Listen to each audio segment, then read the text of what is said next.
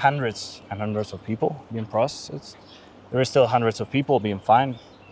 And there are still people like Asier and Youssef who were picked out of their homes, dragged, taken hostage to Madrid, accused of being part of a terrorist organization, of indoctrination, of self-radicalization. And this is nothing else than really a show of force by the Zionist entity, because in fact we do know that these things do not happen by chance.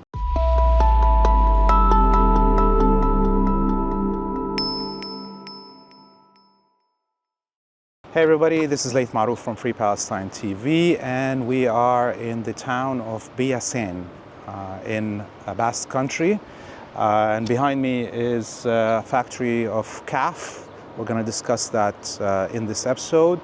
But before we continue with this, I ask you to press the subscribe button on whatever social media platform you're watching this on, and to go to our website, freepalestine.video, to donate so we can continue bringing you this content.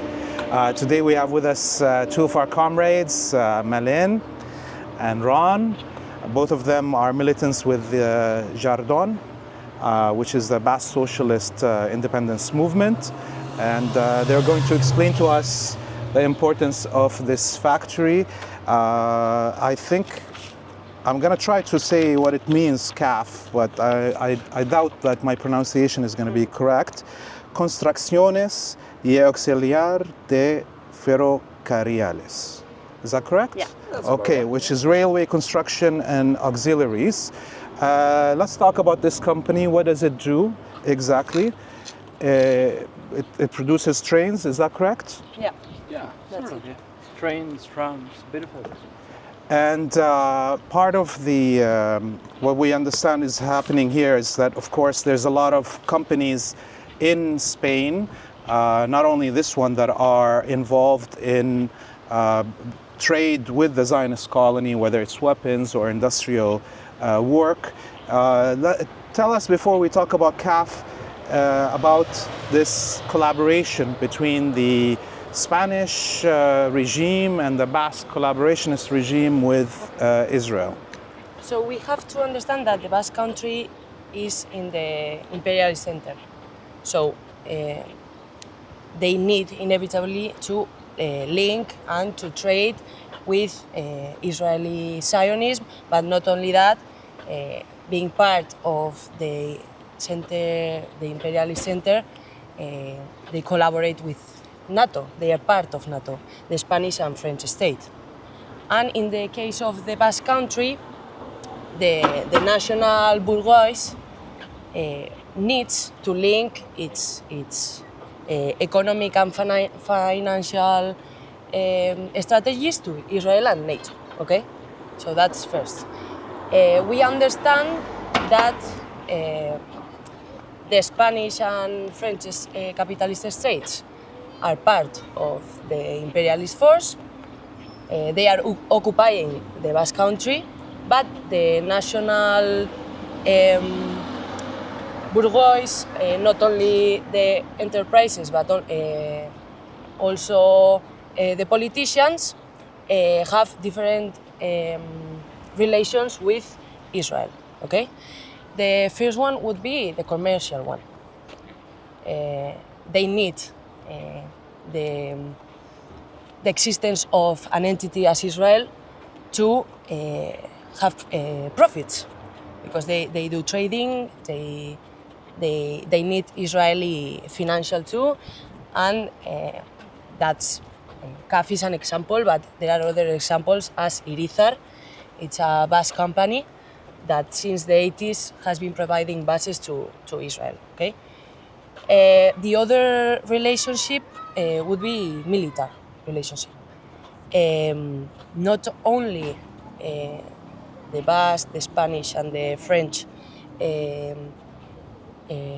repression forces use the weapons and the technology they are testing in Gaza, in the West Bank, in Lebanon, in Yemen, but also they need training.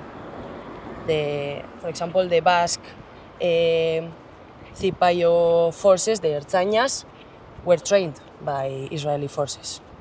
The French and the Spanish militaries use Israeli weapons, use technology. So we have to understand this in a complex situation that they need each other, okay? The third part would be institutional relation. This is essential. This is a key concept to normalize the entity of Israel and to clean their face, okay? So they use the right and the left politicians the excuse that they need to work with Israel in order to create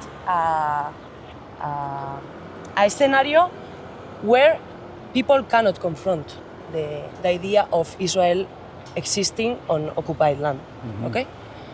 And in the other, we have to understand too that the repression we are suffering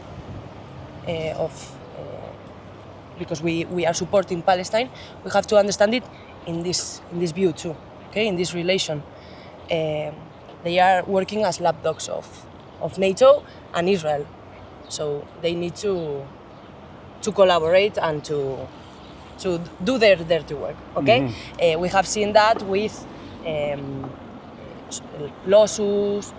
We have had a lot of repression by the flotilla in Loyu, in La Vuelta in Bilbao. So we are seeing a lot of examples that actually show what the Basque and the Spanish and French states are doing with Israel. And the last one would be the cultural one, okay? So they need to create an ideological scenario where people accept that they are helping a genocide entity. So to do that, they have like annual matches against Maccabi in last days, or they take Israeli fines that films to the Cinemaldia of Donostia. So this would be the complex situation we are living because of the necessity of the ruling class, not only in the Spanish and French occupier states, but also with national bourgeois. We just heard, of course, the general overview of the collaboration between the regimes in Iberia and in France with the Zionists. But what does CAF do in terms of its collaboration with the Zionist regime?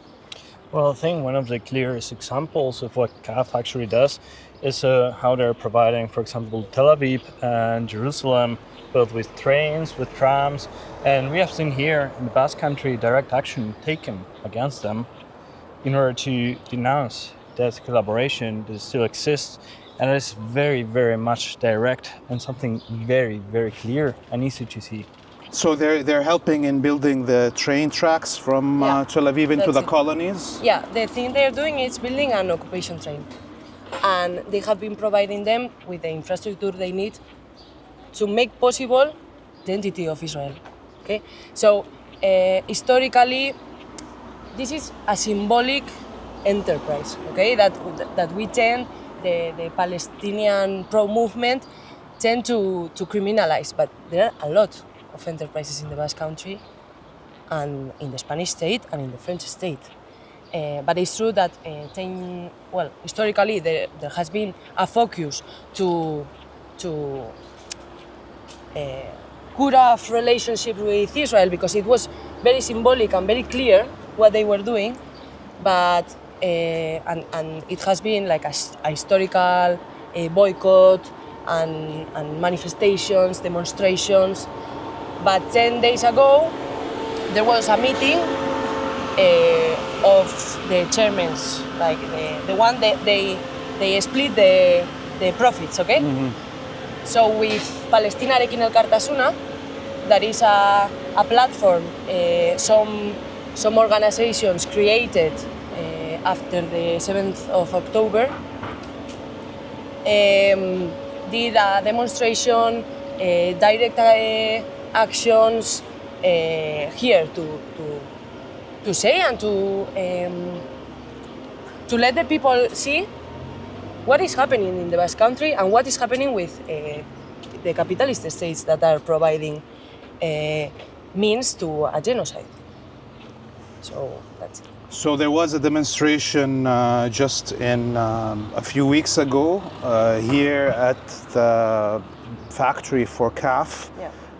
You mentioned they were building trains for the Israeli colonial system, railway systems. What happened in this demonstration? Well, I would say it went as it usually goes, sadly, which is, of course, the activists got repressed by, in this case, the Basque police, that we must not forget operates on behalf of the Spanish state and on behalf of the Zionist entity. And so one of the main issues that right now the pro-Palestine movement is facing in the Basque Country, and specifically Palestinian Kingdom and Katsounis, because of their position and the ways of acting, is what we could call soft law or soft repression, in which a lot of times they're not being arrested in their houses, they're not being taken to Madrid, as it has happened recently as well, but they're more than often being charged with incredible, unbelievably huge fines, because that's a bit more of a silent repression, if you wish, one that doesn't make the headlines, but that is capable of ruining many souls' lives. Yeah, so the demonstrators, I heard, were able to access the trains being built for the Zionists and smashed the windows. Since then they have been arresting people or charging them with things. Is that what you're explaining, Ron? Yeah, so because it's an ongoing thing, really, it means that for every action that is taken against the Zionist entity, against its collaborators, there is going to be an answer, a repressive answer. And so we still have hundreds of people that are being processed, that are being fined, that are being persecuted for the actions taken here against CAF, for the actions taken against the trams that were built and stored, for the actions taken, for example, in La Vuelta, to stop a Zionist team from partaking. So it's definitely an ongoing thing, and I don't think it will stop. We know this cross-solidarity that is happening, internationalism in revolution. We saw some of the ETA prisoners, they're on hunger strike, is that correct, in solidarity with the Palestinians? And we have also some of our colleagues that were repressed because of their activism on Palestine. Can you explain a little bit? Yeah, definitely. I think that we need to backtrack a bit, go a bit back in time to understand that the commitment of the Basque people and Basque revolutionaries towards Palestine is not something new. And so for many, many years, Basque revolutionaries have been to Middle East, especially to Lebanon, both to share experiences and to learn from each other. And so our political prisoners, of course, do know what is going on in Gaza. They know what is going on in Palestine. They know what is going on in Lebanon, Yemen. And here, there is something that we need to understand, and it's while a few of us were outside, free, we do have the capability of organizing ourselves, working together, of putting up a demonstration, of taking direct action against those who collaborate with the Zionist entity. But those who remain hostage in both prisons, in the Spanish-occupied side of the Basque Country and the French-occupied side of the Basque Country, they do not have that privilege of being able to organize themselves to demonstrate. So a lot of times what they have resorted to is one of the last things that they have, and that's their bodies. And so in solidarity with the Palestinian people, in solidarity with the resistance, more than once they haven't hesitated when it was time to carry out a hunger strike. here we need to understand as well that information a lot of times takes a bit longer to travel to the prisons. But despite all of that, we must not forget that a lot of our revolutionaries did, of course, spend time and share a lot of it with Comrade Abdallah, for example. So none of them was really... George Abdullah Yeah. from the Communist Party in Lebanon. Yeah. So none of them was really... The cause was not something unknown to them. And so I guess this is the way we should sum things up. Well, some have the privilege of organizing here outside and fighting on the streets. Some others have to do it with the very last thing that they have. That is their bodies, their health.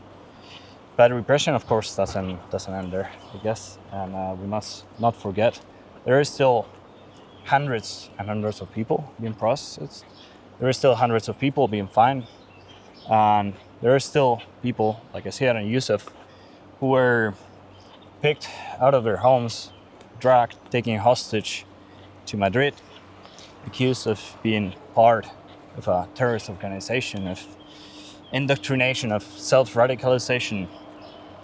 And this is nothing else than really a show of force by the Zionist entity, because in fact we do know that these things do not happen by chance. That is something this happened in many other places in Europe. We know this happens in France, we know this happens in Germany, we know this happens in Italy, we know this happens in the United Kingdom. So there is something that we should always take with us, as we need to keep on resisting. We need to show solidarity with the utmost commitment, because as Malen said, when it comes to internationalism, we cannot do it from a standpoint of like the comfort of our homes, just out of pity. It needs to be out of commitment. It needs to be out of knowing that as long as Palestine is not free, the Basque Country won't be free, that Ireland won't be united and free. And as such, this is the work that we have to do. Well, we can see obviously that in the Basque Country people are trying hard to make sure that the collaborationist regime in the Basque and France and not to continue this collaboration with the Zionists.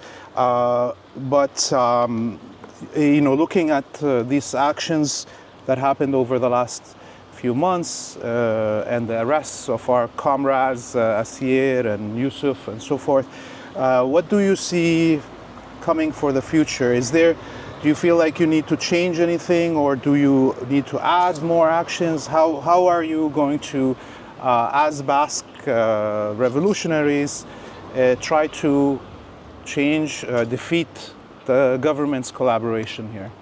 So I think we need to understand that our position is not a neutral one. We don't want to be like a discourse of humanitarian discourse that is peacemaking and accepts the oppression of an entity that it's not really a state, it's an entity, an occupier entity, and we reject that, okay? But also we reject the position that, appeals to an abstract resistance. We are not saying something abstract. The reality is that there are forces and working people doing the job of the resistance, and we need to support that. I think that we have to engage that real internationalism, anti-imperialist, and we need to make real steps towards the future. Because what we are seeing now, it's a crisis, an inevitable crisis of the imperialist forces. So I think that our main goal has to be to liberate the Basque Country, socially and nationally, to liberate Palestine. And it's the same with the Palestinian resistance, it's the same with the resistance from Iran, from Yemen, from Lebanon. We have to be engaged with other oppressed people and oppressed nations, but liberating our nations.